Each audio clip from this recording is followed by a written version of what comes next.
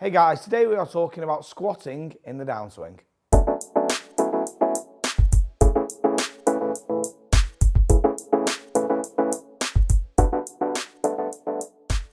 So guys, today we are talking about squatting in the downswing, and is it just something that is reserved for power and the likes of Rory McIlroy, where he gets a tremendous squat coming down and he uses that floor for tremendous energy to allow him to really explode through the shot. Now what I see quite a lot of players who are trying to do this, what they do is they get this squat and they end up sitting forwards. Now the problem is the thighs go forward or the knees go forward, so the pressure's gone through the front of the thigh and the upper spine has ended up going backwards. So effectively getting too far away from the ball, and what's going to happen is the legs are going to pop straight, throw the club out, get probably a bit scoopy through impact, and any energy you've tried to use through the floor has been completely and utterly lost, just due to the way that you've actually interacted with that floor through trying to squat. So the big thing is going to be, are you able to tilt your pelvis correctly?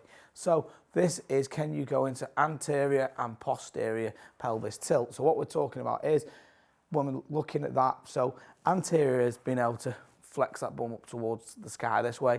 Posterior is being able to lift your belt buckle up towards your belly button, okay? If you want to see some stretches for this, Tom showed us that in the warm-up video we just did. Now, to be able to do it properly, what you need to be able to do is, in relation to the golf swing, not just as a movement, is from that top of the golf swing here, that pelvis has got to be able to still slightly flex backwards.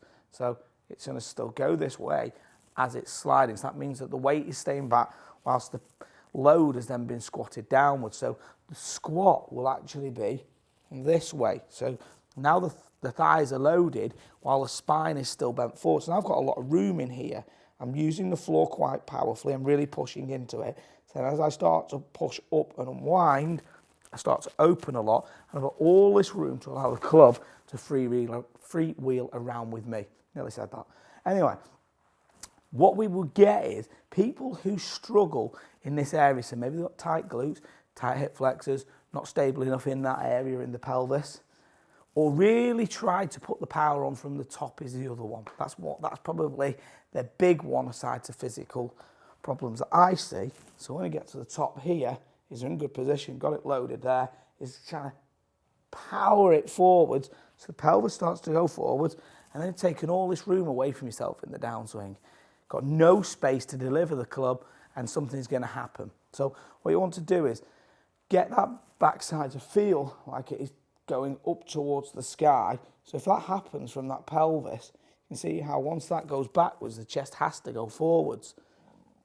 This gives us all this room in this area to deliver the golf club. So it's absolutely spot on.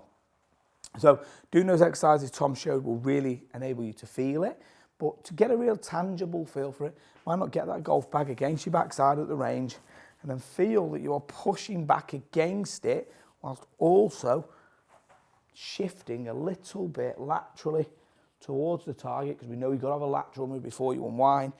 Then you can unwind around. What will then happen, guaranteed, will be, if your pelvis is moving correctly, your right knee will be moving in toward the side of the left knee this way. If the pelvis goes forwards, that right knee will post out really quickly and go way outside the toe line of the left foot. Little reference point there will allow you to see if you are using that pelvis in the correct manner.